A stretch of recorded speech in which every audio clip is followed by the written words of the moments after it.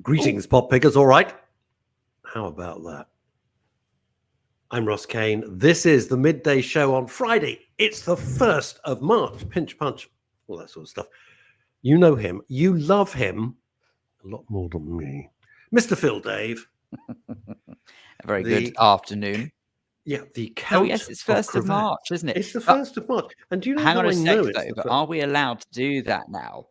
Because technically it's after midday. So are we allowed to say like pinch and punch and all that? Well, we hit it on. I don't care. No, that's April Fool's. Is it? Yeah. You can't do an April Fool's thing, which is the most irritating nonsense in the world, after midday. That's it. You can't do that. But I think you can do pinch punch. Anyway, it's my daughter's birthday today. This day. Many happy returns to Lauren.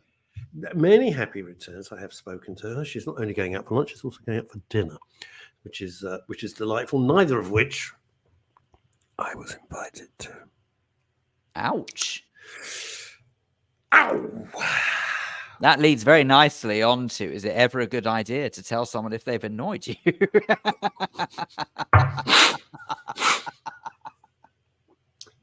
Phil came up. We were just chit-chatting about stuff, and Phil just said, "I've got an idea.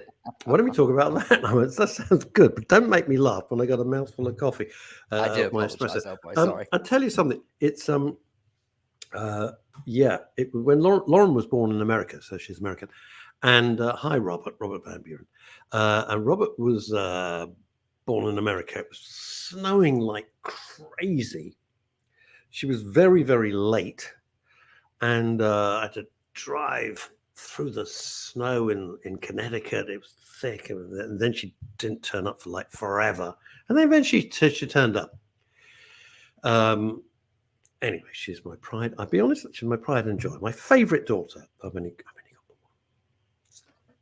one. 3 sons, 1 daughter. There we are. But I'm very, very proud of her. Her book's doing great. Facebook user, hello from across the pond. Who might that be? Who is that? Don't know, but they're over the pond. Well, they're over the pond. Does that mean Whitestone Pond in Hampstead? Does it mean the Atlantic Ocean? Where does it mean? Paul Claridge, good afternoon, everybody. Question. Who knows? We just don't know. We just don't know. A lot of people watching on the Espresso Bar asking to join that. So if you just go to the Espresso Bar, you can watch us, of course, on our YouTube channel, which is The Midday Show, the YouTube channel. That's it. You can watch us all over the place.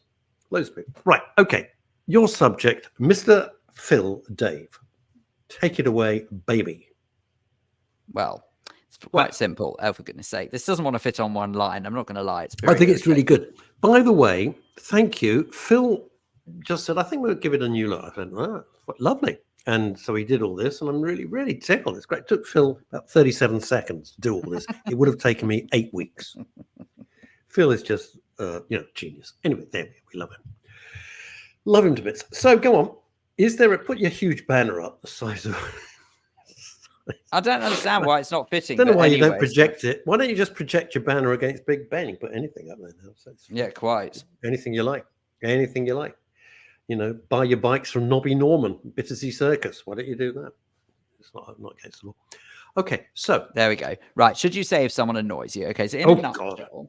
Oh my God, look who it is. It's Errol. We've got to say a big hello to New York City, Errol Rappaport, who's my new pal. Hi, Errol. And you're building a great rapport with him. I got a great rapport. That's our folks. Lovely guy. I only met him the one time, and he's with the very, very hugely talented, another new pal, Quinn Lemley, who does. Next time she's over, we're all going to go. Anyone with the name Quinn works for me. Well done. Is it? Yeah, she's great. But what a name! It sounds like out of a Damon Runyon.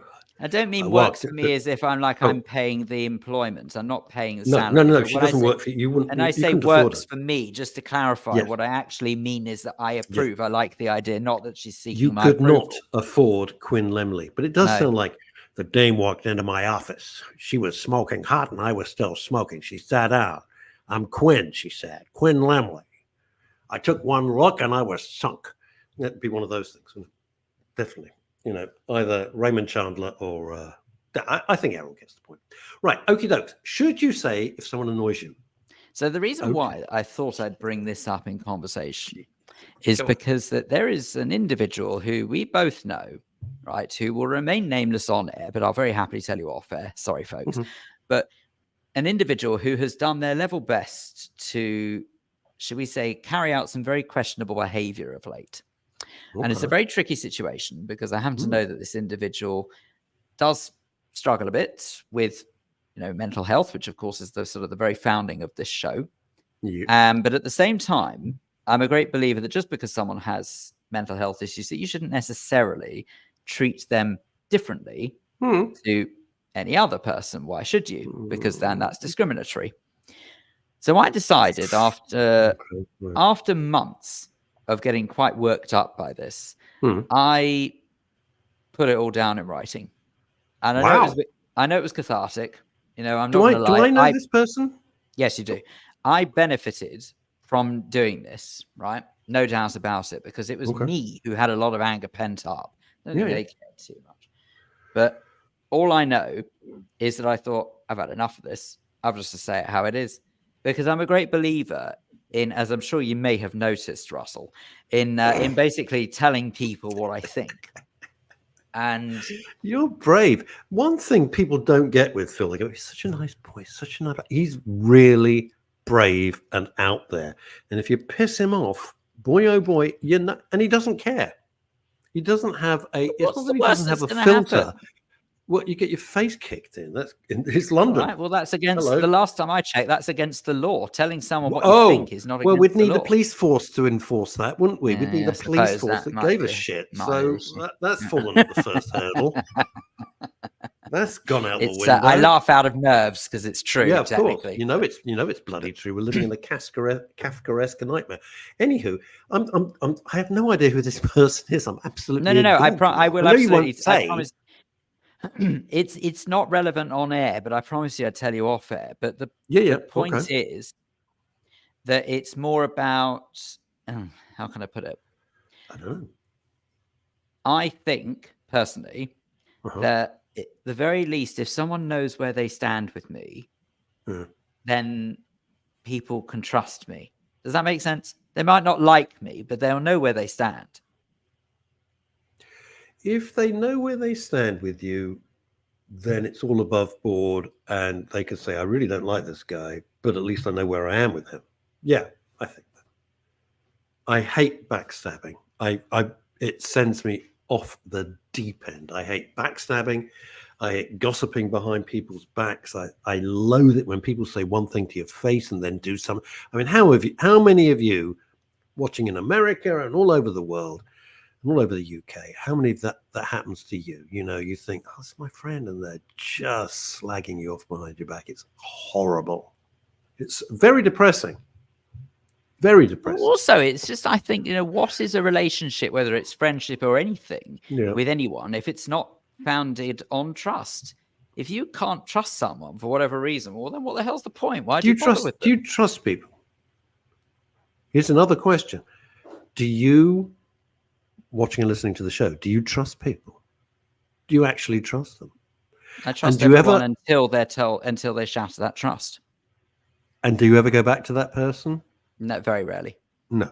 Will you have dealings with that? And even if I do, it's never the same. Never. And neither should it be. I think that's the thing. If somebody betrays your trust, you can still have a relationship, whatever it might be, kind of friendship, business or whatever, but you know who they are. And as you say, Graham Pack sort of says it's out of flippancy. But Graham Pack says everything out of flippancy. He says Phil is like the Incredible Hulk. You won't like him when he gets angry. Well, maybe, but I don't know. But I kind of make no apologies. You see, here's the thing. No, Graham, losing your temper is bullshit. That helps nothing. I know it's human nature. Phil doesn't do that. Phil doesn't suddenly become somebody else and start screaming and shouting and raving and ranting. Phil just is exactly like Phil. Not very good at it. No, but Phil is exactly like Phil, except he goes, this is what's happening. And I think that's very cool. Julie Voice says, you see, Julie, I knew we were friends. But, like digital friends. No, not anymore. Trust has been broken too many times. I'm with you. But Julie, is I'm with that a you. blanket? Is that a Yes, blanket over it is every for single me. other human being? Yeah. Because that I feel like that's quite an upsetting existence. It's rubbish. It's a rubbish existence. But fool me once, shame on me. Fool me twice. Fool me once, shame on you. Fool me twice, shame on me. I'm with Julie on And I this. get that, but that's why I say I I'm trust not everyone trusting. once until they shatter that. Yeah.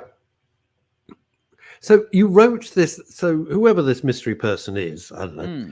You wrote it. What, you wrote an email or a letter? Or a letter? Just a Pen and WhatsApp paper? message, just an elongated Oh WhatsApp wow! message. And Oh wow! I know that's actually quite a cowardly thing to do, but actually, when you Why? learn that I can't ever get through to this person, that's why.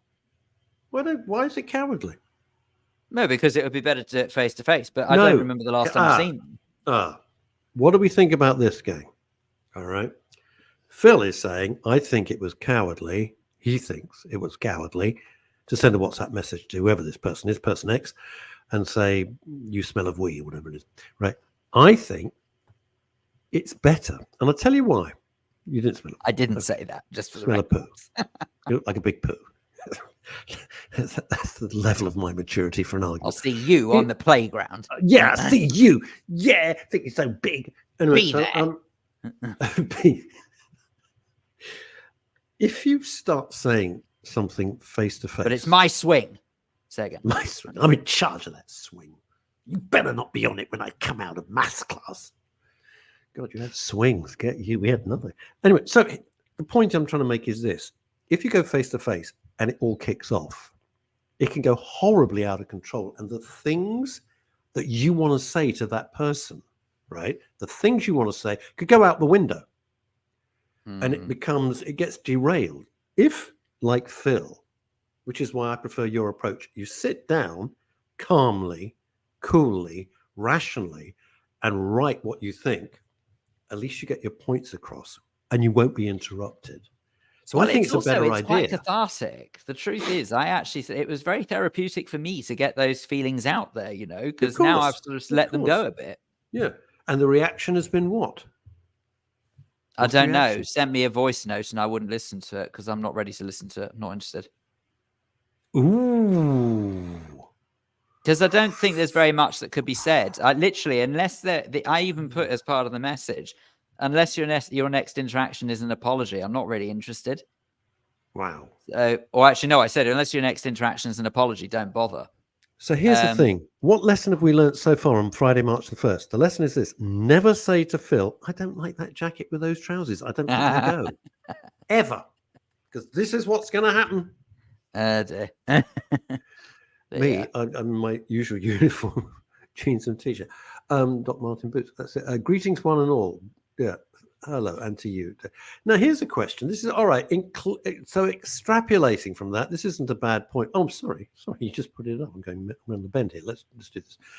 Mr. Pack says this: is it cowardly to break up with a boyfriend or a girlfriend, especially long-standing, with a text rather than face-to-face?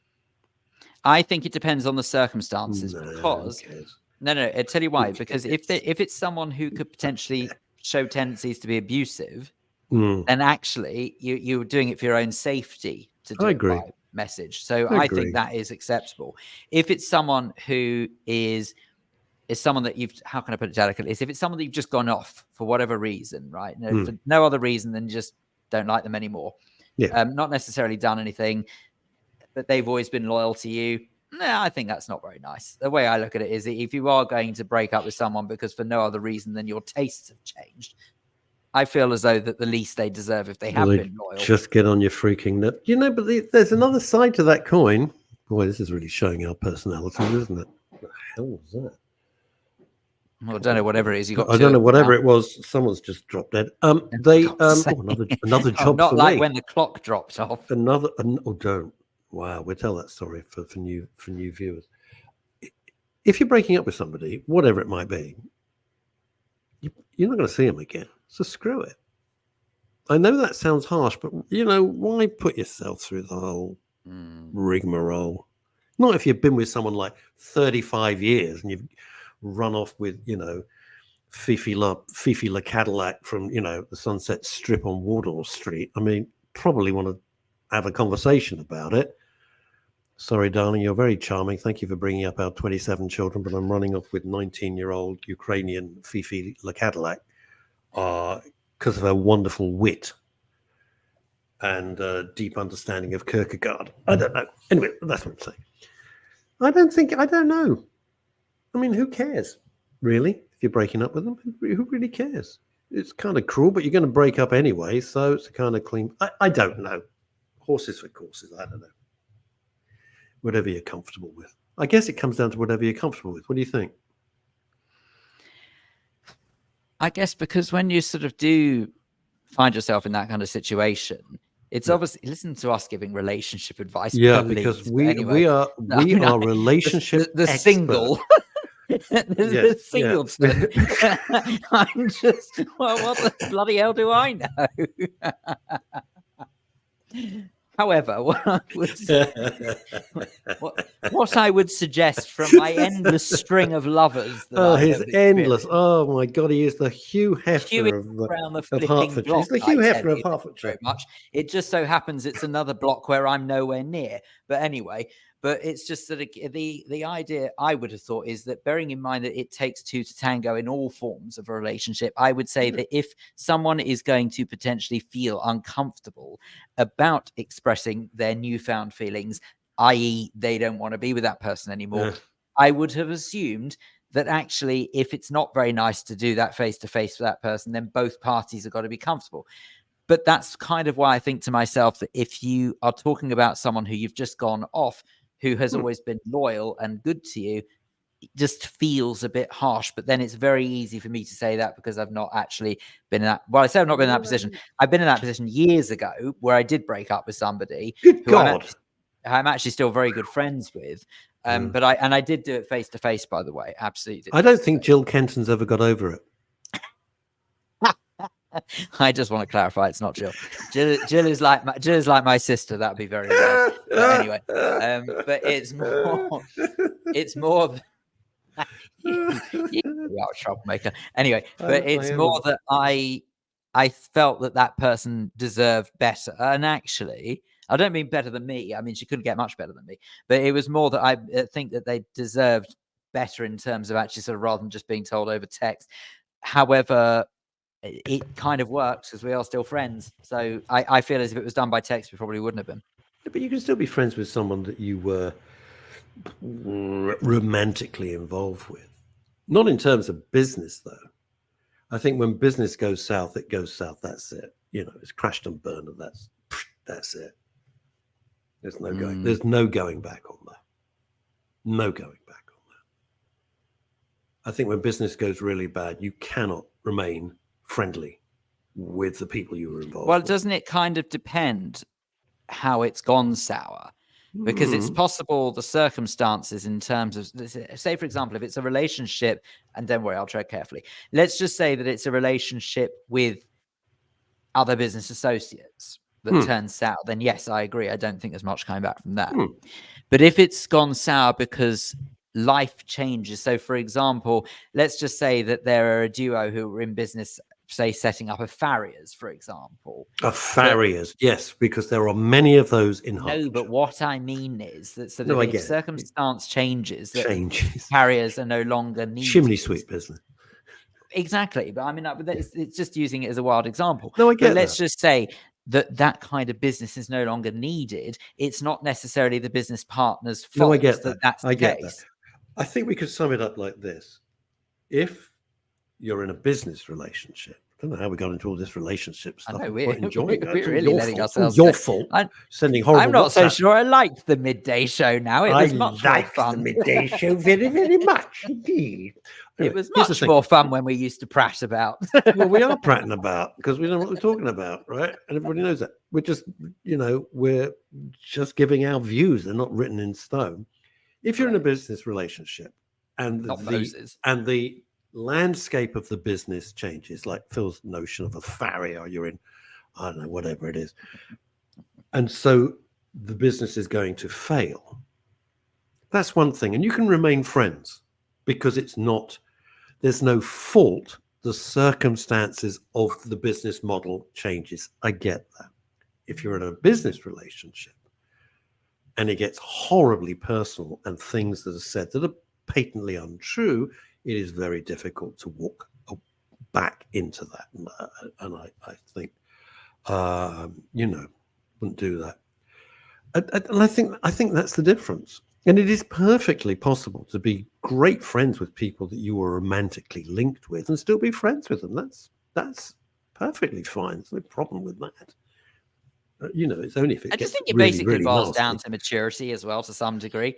I mean, I'll level with you. Those who I just sort of happily turn my back on, I do feel that that's part of me is actually being a bit cowardly and burying my head in the sand and not being prepared to deal with stuff head on. But also the other part of me thinks that life is too short to waste your time with people that were very brilliantly described on this show, by the way, as mood hoovers. Yep, mood hoovers. What's the point? What is the point? I was celebrant at another funeral yesterday. It went very well, as these things do. Although there was a moment after the funeral. Can I just give this as a word of warning to everybody attending crematoriums? On the catafalque, the coffin is there, but it is on rollers for ease. Oh, please, no. If I think what's coming, you God. don't know what's coming. No, and I've got a horrible one feeling. of the things that I call them the congregation or the guests love to do, and I understand that it's their final goodbye to someone that they cared about or loved or were very fond of, and they go and kiss the coffin as they're leaving the chapel, and that's become very common. And I'm standing at the bow to it, not kiss it, but anyway. No. I bow, and the funeral directors bow. That's what we do. I mean, we do 3 bows, as a matter of fact, which I'll come back to in a second. But when you're saying goodbye to your friend or your loved one and you're kissing the coffin, please don't move the coffin. And I was standing at the lectern yesterday, and I can see it's starting to go. It should have been straight on, and it's starting to move because everyone's kissing it on the same I corner. can only imagine your reaction. You must have really struggled to keep a straight face. No. I didn't find it funny because I thought, there's only me, because the actual crematorium staff were now outside leading the guests out. So I'm the only officiant, if you like, in the chapel. And I could just see the coffin starting to move. So please kiss it by all means. Just don't push it. Because you got several hundred, it was a huge funeral yesterday, and several hundred people going by. I could just see this thinking, no, stop. There we are. It was a beautiful service. See, I actually sort of find that quite strange, because for me, and sadly, I've had occasion to go to quite a few cremations, but I've noticed recently there's no more of the drawing the curtain. There's no more of the sending it like behind screens and stuff like that. It seems like the done thing is leave it on display. Let me do you want me to explain this very quickly? Because there's so many myths about this, and let's just get it out in the open, just very quickly. All right. Number one, the family has the choice. So we can bring I call it guest of honor. We can bring the guest of honor first and put the coffin on the catafalque, and then the mourners and the guests come in. So it's already there. It's the family choice. Or secondly, again, down to the family, entirely up to them. All the guests can be assembled, and then we bring in the departed. That's your choice number one. Can I please, I've said this several times, I'm going to say it again. The notion that underneath are furnaces, it's only in Goldfinger in James Bond. Please, it is an absolute myth.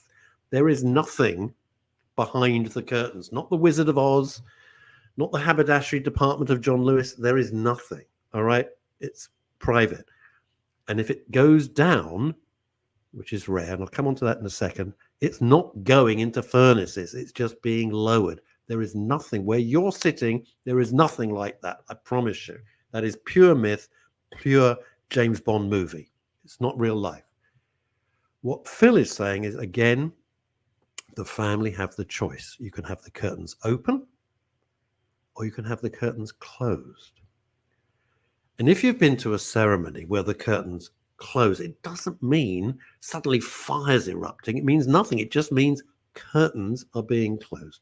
Most people choose, and I discuss it with them, leave the curtains open. The coffin is there. The flowers are on top. I think it's a beautiful thing. But if you're not comfortable with that, have the whole service with the curtains closed. Absolutely up to you.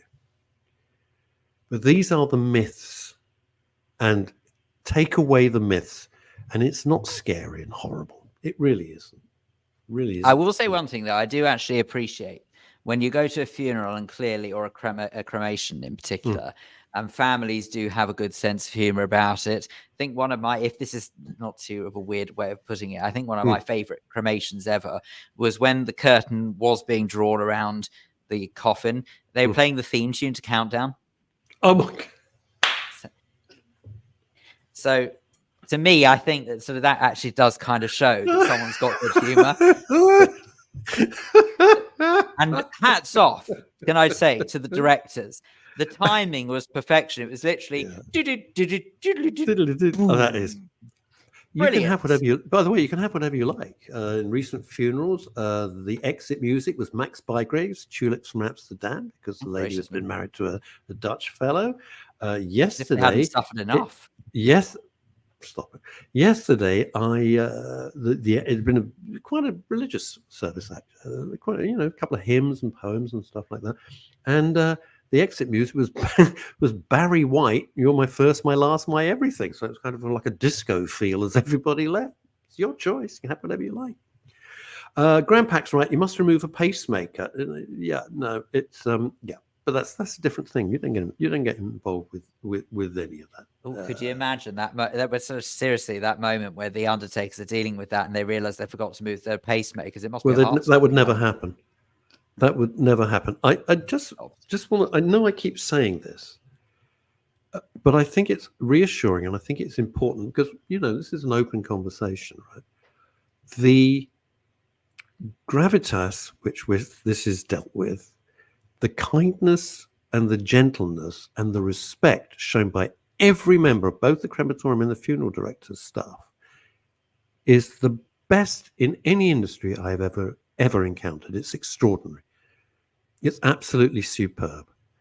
So you will know, whichever funeral directors you choose, that your loved one is so being looked after. I can't stress that enough. And let's remove the taboo and talk about it. Talk about it. Take away the. I actually don't know whether or not it's so much a case of people see it as a taboo. Excuse me, they see it as a taboo. I wonder whether or not it's more that people are scared of it, and that's why they just don't. Yeah, but of course they're scared. They're frightened. But if you talk about it, it takes away the myth and the complete nonsenses that people make up about it. Another one. I'm going to be graphic. All right, just for a second. Another one. People get to the car park and sometimes they see smoke and they go, "Oh, that's Uncle Fred." No, it's not. There is absolutely no pollution whatsoever. All that is a cleaning process. That's nothing to do with your deceased at all, ever. Another ridiculous myth. It's just not true. All right? It's just not. So, those things. Luke Newman giving himself a plug. Good afternoon, chaps. Long time. I've been very busy over the last few weeks. For Men to Talk continues to grow. We're in 10 towns with a virtual, well done you, virtual physical walking and fishing meetings. Also introduce a virtual meeting of autistic men. Bravo you. This is the best time of the week. Oh, I'm not sure. I'm going to be honest with you. I'm not, Phil, you might notice, and I'm going to just, there might be a slight frostiness. And I'll tell you for why. You see that thing that you've got there, should you say if someone annoys you? Uh-oh. Right? Yeah. What have I done now? If not you, it's not you. Gracious me. It is not. Never cease. Well, no, you have not annoyed me. It is this. That when someone, a close friend of many, many years standing, is invited to the launch of a fancy pants restaurant, and knowing that would be the greatest thing, and yet I have to read about it like a punter. Anyway, she's here. You love her. You know her. She is the pulchritudinous Arlington attending queen of all things of the silver screen and of West London, Chantal Rickards. Stop it. Ba-bum. Hello, Chantal. There we are. Don't you just feel wonderful? Dear. Well, I'm very sorry I've irritated you, Russ. No, not irritated. Just I see where I stand in the pecking order of invitations.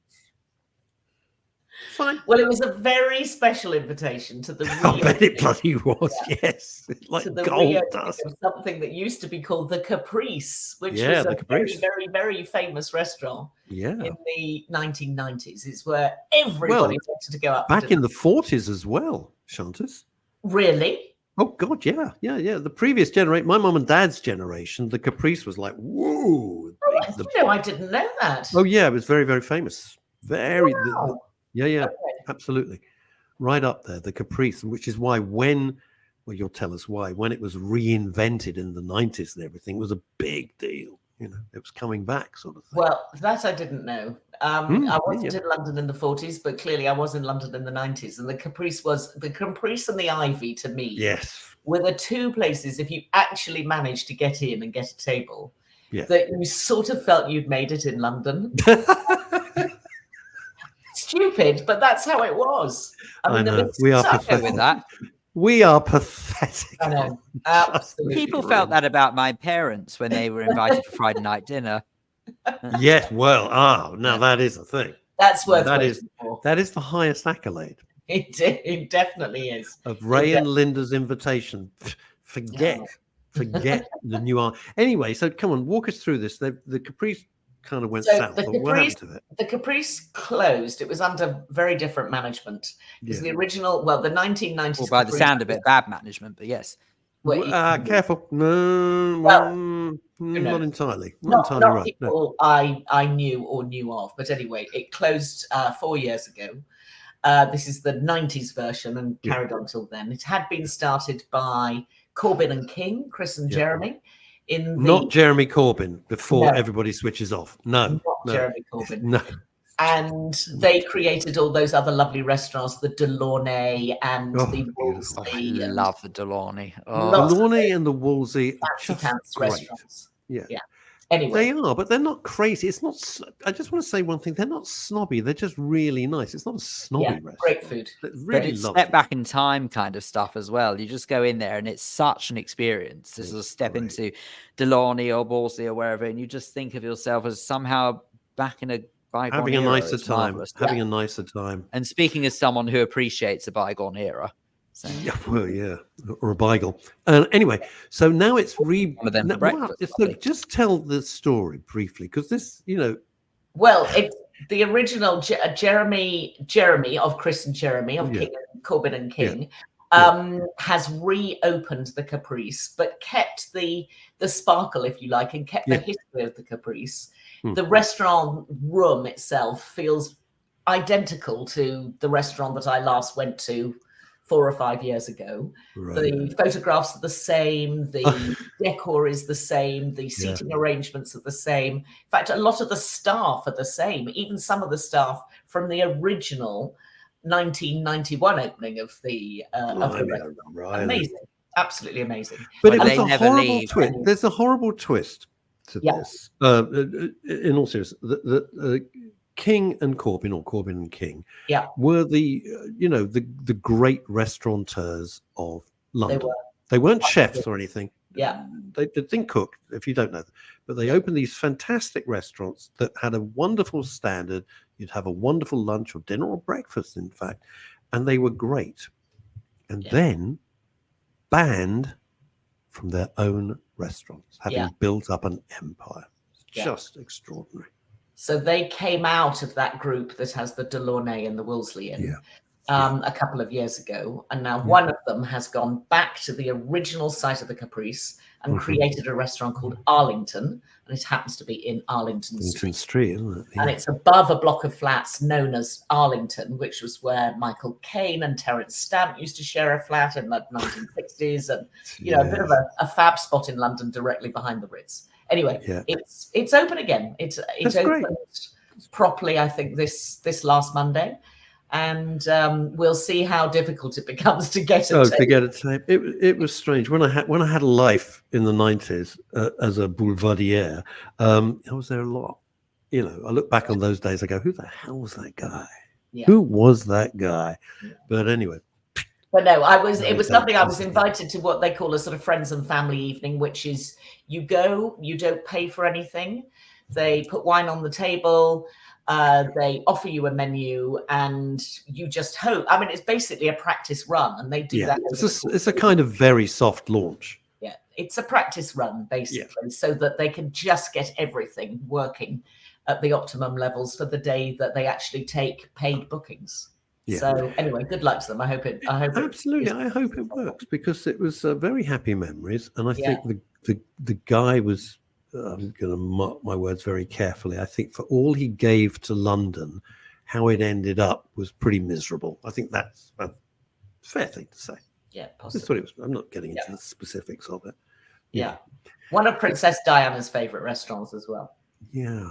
But you can't see better than that. Yeah, exactly. So yes, so that was lovely. That was last week, in fact. But I'm very sorry I didn't have. I'm just joking. Well, I mean, he says that, but on the phone. Stop mixing it, you. I don't want to WhatsApp. I don't want to WhatsApp you saying that I never want to see you again. I don't want to do that. No. Right. Okay. I have loved your conversation this morning about how you break up with somebody. I just wondered something you were trying to tell Phil and I. Yeah, the irony. He brought it up. It's nothing to do with me. It's not breaking up. You. I'm not breaking up with anybody. It's Phil. He's on a rampage, a personal rampage of clearing out his notebooks and getting rid of people, and God knows what. How do you feel, Chantal? Sorry, let me get on to why you're here. Right, I still this stupid thing about social media. I'm having a cull. I used to do this in my stand-up. I'm having a cull. Are we supposed to be grateful that the next day we're still there? I can give them monkeys. You know, get rid of me, get rid of me. Don't announce I'm having a cull. You know? Yeah, that's a bit weird. And I used to jump on that bandwagon, and then I realized how bonkers it was. But then I actually sort of rather enjoyed the sort of the sensation that someone must have gone through when they sort of had that power to turn to others and to say, congratulations, you have survived the cull. Yeah. Thanks. Wait a minute. Great. I've done it quietly. And when I left America, I'd realized that Facebook's used quite differently in America. It's much more of a business connector than the UK. We use it much more as a sort of personal social media. Yeah. Whereas in the US, if you meet a business contact, they will contact you pretty immediately afterwards and say, can I be your Facebook friend? But when I left America, I very quietly turned off an awful lot of those people. And you can do it without letting them know that they're no longer. Yeah. So that was my way of doing it. There's a thing on Twitter which always sends me into the depths of depression, which I really try not to go on, but I try to do just for little jokes and to promote the show and nice little things. But God almighty, it's a swamp and a sewer and a mire. But I don't block people because I don't want people to go, hooray, I've been blocked. I just mute them, which means if you mute them, they don't know, and you don't never have to hear from them again. But I won't block them because they're thrilled, apparently, with all this stuff. It's just it's very nice just to be able to turn the television off occasionally and to not have those people filling your space. It's horrible. It is. Turn the television off. Well, let's hope not, because otherwise, why are you here? Because she's fabulous. That's why. Oh dear, there's so much out there to watch at the moment. Is there? Well, last night, Chantal Ricard's OBE. Yes. I was watching the original series of Star Trek with William Shatner. You can find it on Netflix back from 1968. It was marvelous. My word! I was binge watching just Star Trek. In the 60s. Oh, it was great. That's amazing. Great. Anyway, that's just me. I met him down in Cannes a few years ago. Who? William Shatner. No. Yeah. And he was as much fun as you think he's going to be. He's got a wicked smile and a wicked sense of humor. I love and it. He's absolutely charming. I think he quite likes the ladies. And I had a lovely evening sitting next to him in some tent. Good job he didn't meet George Takei then. Oh, I'll have Hilary O'Neill screaming all over me. If you phone Hilary O'Neill, it's George Takei on her voice her Oh, answering really? service. Hello, this is George Takei. I never met him, but I always think George Takei comes across as a very nice chap. Yeah. Well, Hillary did panto with George Takei and said he was absolutely lovely. Yeah. I don't know. Yeah. You've met him. Yeah, we have. You met him on Through the Keyhole. We had him on Through the Keyhole, exactly. I was just racking my brains going through the list. And I'm thinking, yeah, I'm sure we did have him on Through the Keyhole. Because you had a slight alter. Oh, you're right. I remember telling you that story now. Yes. Oh dear. Not with him. What have I started? We can't bring it up. No, or can we? Vote now. I got my phraseology wrong, and you didn't. No. I'm sorry. You didn't get there was nothing wrong with your phraseology. It was nonsense. I'm sorry. I can't. I'm not having you beat yourself up over that. There'd be. They haven't changed the name of that hotel near. They haven't changed near Harvey Nicks. You know where I'm going with this. They haven't changed the name of that hotel, and it's full of A-listers. So it's just nonsense. No, it is still called the Mandarin. Can I just say, just before we delve into the depths of television, I've just realised that Russell, we teased earlier on about what happened with the clock, and I'm very aware that we don't want people to forget, to just let that moment pass by. When we said, for anyone who's a new viewer, we'll explain later what that was. Sorry. So I just didn't want to let that pass by. My best friend Francis McGuy was very, very ill. He lived in Los Angeles, and Phil and I were doing a show. And I have a huge wall clock, and there was an almighty crash, and I turned behind me, and the clock, of its own volition, had fallen off the wall. The glass had shattered, and I said to Phil, right in the middle of the show, "That's Francis. He's gone." And I get a message later that day to say that was Francis. Francis had passed at that time. Wow. At that time. I miss him every day. He was a film director, writer, and my closest bud. When I was, as you know, when I was in LA, I'd see him every day for lunch or dinner, and I miss him enormously. But that was the clock story. Yeah, freaked me out. I've never heard you tell that story. Yeah, freaked me out. Yeah, I know, it's quite something, isn't it? Ho hum. Right, what has come across your fabulous purview? Well, I was just saying that I think the spring is in the air, or something's in the air, because the television and streamers seem to be full of this. It's sort of like crack pottery abounds. Every single crackpot seems to be coming out of the woodwork somewhere, and there are some quite funny crackpots, because I quite like watching a crackpot to feel normal. It makes me think we do need to normal. use I don't know whether or not, technically speaking, that politically correct people would say crackpot anymore. So I think we have to use the more correct terminology, which is psychoceramic. So there you go. Wow. Very funny. And I certainly can't take credit for that. That's a Ken Dodd joke, but even so. Oh, was it a Ken Dodd? Genius. Wow, what a great guy. Well, that is way ahead of its time. That's very funny. I will cutting edge. That. I'm borrowing that, pretending it's me. Anyway, if you want to see 90 minutes worth of crack pottery of the latest lunatic that Netflix has found, actually the guy's a con artist, and I quite like a con artist. And this is a con artist who set up a whole Bitcoin business, which, to me is ultimately shady. But this guy was beyond shady. So there's a 90-minute documentary called Bitconned that came out on Netflix about 10 days ago, which is about an American guy called Ray Trapani. And what you see at the beginning of the documentary is him being fitted for a suit. You're going, okay. I like the sound of this. Clearly, you're thinking, okay, this guy's made some money. We don't quite know where he is in the story, but he's looking pretty well heeled. And then it quite quickly gets revealed that he is the guy that had been an OxyContin addict when he was in his junior years. He then went on to sell high-class cars in Miami, a business where he effectively got money from all his friends and relatives, and then the whole thing crashed and burned. And then suddenly decides, with this enormous debt, that from nowhere, with no education, no real understanding of economics and how Bitcoin works, he's going to set up a Bitcoin business from scratch. The whole thing is a complete fake, down to the website where the CEO has a picture of a nice, good-looking, grey-haired man in his 50s who was literally found by the guys creating the website for him by typing in onto Google white-haired businessman in his 50s. And they created this character as the CEO of the business. I mean, genius. It's genius. It's utter genius and terrible at the same time.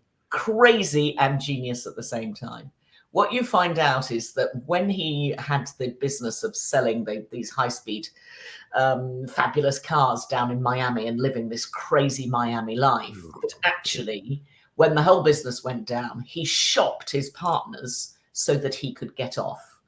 And you suddenly think, hang on, is this where this story is going? Because you know from what he says at the beginning that he's made possibly hundreds of millions of dollars. And then all the different members of staff get brought into the story as it goes along. And you're just going, I'm not sure where this is going, but I hope there is retribution at the end of it.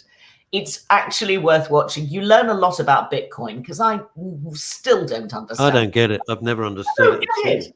I just simply don't. There's nothing. You're it's basing it on completely and utterly nothing. Not tangible. So why would you part with money with it? I don't get nothing it. There. There's no physicality to it's it. the same with this idea of what's referred to as NFTs, non-fungible token, which is, for example, someone would own the rights, in inverted commas, to say maybe the first ever tweets that was sent out. So you wouldn't actually physically own something, you'd own the rights to it. But I don't get it. I don't understand why anyone would part with hard-earned money. Remember, this madness goes to when you've got virtual shopping malls. There's nothing there. It's virtual. It doesn't exist anywhere. And people are investing, like Nike and other people are buying or virtual art. Yeah, exactly. You don't actually own anything. Yeah, I find it insane, but that's just me. I just don't get it. Anyway, it's worth watching if you want 90 minutes of pure escapist silliness and just to learn what lunatics are doing out there. Then Bitcoin is worth 90 minutes of your time. It's a well-made documentary, and it's sort of gobsmacking. I mean, they keep sort of flooding it with crazy bits of information, like the COO was a male stripper, a part-time male stripper, but he was also the COO of this business that was bringing in millions of dollars. And you cannot believe the effrontery of these people, or the chutzpah, the gall of setting this business up. They absolutely knew it was a con from day one. Evidently, he had no issue whatsoever showing off his Bitcoin. But anyway, so with that in mind, so that's Bitconned on Netflix. What else have you stumbled across? Like that Bitcoin. Well, I know that you guys haven't got Apple, but for the people who have got Apple, you absolutely have to watch something called Criminal Record. It's an 8-parter, 8 1-hours, with the unbelievable Peter Capaldi, who you will know from the thick of it. Yep. Who was the shouty, sweary communication. Slightly Malcolm Turner, wasn't it? Wasn't he Malcolm Turner? Exactly. Malcolm Turner? Yeah. Peter Capaldi is a Scottish actor who plays a bent copper. You get to know very quickly that there is something very shady about this guy.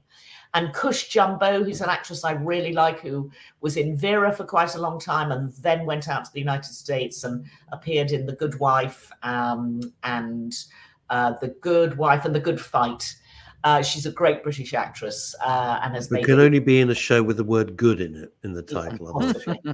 Very possibly. But anyway, making the remake of The Good Life next. The Good Life. Yeah, she's playing all the goodies. Kendall. Yeah, exactly. Bring them back. She's great. Bring them both back. Oh, goodness gracious me. Actually, no, let's not go there. You can't do that. No. I loved that. Like that. Anyway, the two of them are coppers. There is a whole new story, a contemporary story of somebody has died. Don't quite know why. But also there's somebody in prison who's been in prison for about 20 years. And you think, okay, are these two stories going to link up?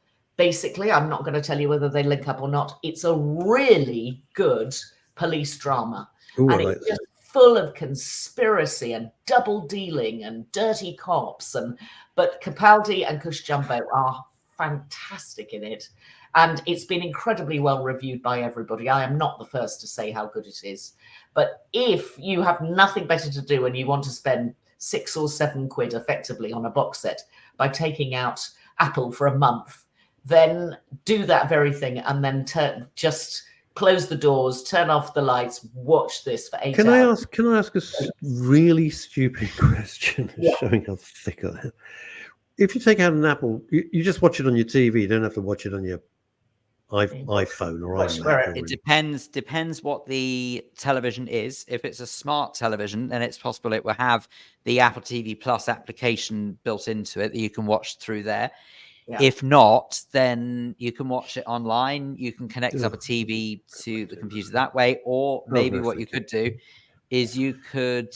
There's also the Apple TV boxes, that you can actually buy separately. It just depends. There are a few ways of watching it, but the best way is definitely through an application through a smart television. Yeah. Okay. Yeah. Lost me at the word smart. Anyway, what's it called? Remind me what it's called again. It's called Criminal Record. Well, we like that. As displayed on screen now. Very good. It's good. It's worth watching. And then I found a couple of other good dramas, one a Danish drama and one a Spanish drama. The Danish drama has the fabulous Danish actress Sophie Grabol in it, who we know from the knitted jumpers in The Killing. Don't know if you remember that from 2012. She became an absolute star, mainly because she had these enormous knitted Danish jumpers that was her look. In The Killing. Random. Yeah. Can she act? Well, she's got a nice jumper collection. That'll do. Stick her in. Brilliant actress. She related to Giles Brandreth by any chance? Yeah, this is my Giles. Funny enough, I saw him last night. Not last night, the night before. I love him. He was in the Hey, he's terrific. He's a nice chap, but my goodness me, he's got the most extraordinary taste in jumpers. Oh, that's terrible. But here we are talking about them. Where did you see him? He was in the pub in Barnes 2 nights ago, having supper at the table next to me. Oh, wow. He seems. I've met him a couple of times, and I don't know. I just went up and said hello, and he was delightful. Yeah. Did I tell you before our next show? I did something. Yeah. I was at BAFTA, a place that you may recall. I do. So I went to see Merchant of Venice with the marvelous Tracy Ann Oatman. I was invited, thanks to our theatre critic Jonathan Baz. I was invited onto the do afterwards at BAFTA. Very nice. And I'd seen in the audience, and I said this the other day. And Phil and I opened the show with, you always want to say things to people. I saw one of my favourite actors, who I've never met in my life, why would I? Phil Davis. Brilliant actor. And I went up to him and I said, Mr. Davis, I know this is very uncool in BAFTA, where everyone's supposed to be very nonchalant, but you're one of my, I just want to say how much I've enjoyed your work over the years. I hope that's all right. And he went, that's great. he said, that's great. Thank you so much. That's really nice of you. And I've everything he's ever been in, I've thought, what a terrific actor this guy is. He is a great actor. So now I know why I'm here. Why? What is the nearest you'll ever get to Phil Davis? Is Phil Dave. You're too nice. Phil Davis can play very nice, or he can play really nasty. Yeah. He's good. Charming. He's got a great range. Yes, he has. Anyway, neither here nor there. So the next thing. So the Danish prison drama is called Prisoner, just quite simply Prisoner. It's on BBC 4. It's part of their international drama set. The first episode, I'm just warning everybody, the first episode is slow. So don't think lots is going to happen. They are setting all the stories up, but persevere because it really gathers speed. And Sophie Grabol, the lead actress, is absolutely tremendous in it. But it's not a whodunit. It's really about gang culture inside the prison. The prison is just about to be condemned. There are different factions of groups who run the prison from the inside, corrupt prison guards. It's really good, but don't expect fireworks in episode 1, but persevere with it. And that's on Channel 4, on BBC. And then on Channel 4 is a Spanish drama called The Drought, which starts incredibly well. There's a massive drought in the middle of Spain, and a village that had been submerged underwater to create a reservoir dries out. And the first thing, this all happens in the first 5 minutes, they find 2 skeletons, and these skeletons have bullet holes in their heads. So clearly they didn't do this stuff themselves. So it's becoming a political thriller, a sort of business thriller, a story of a community that was crushed.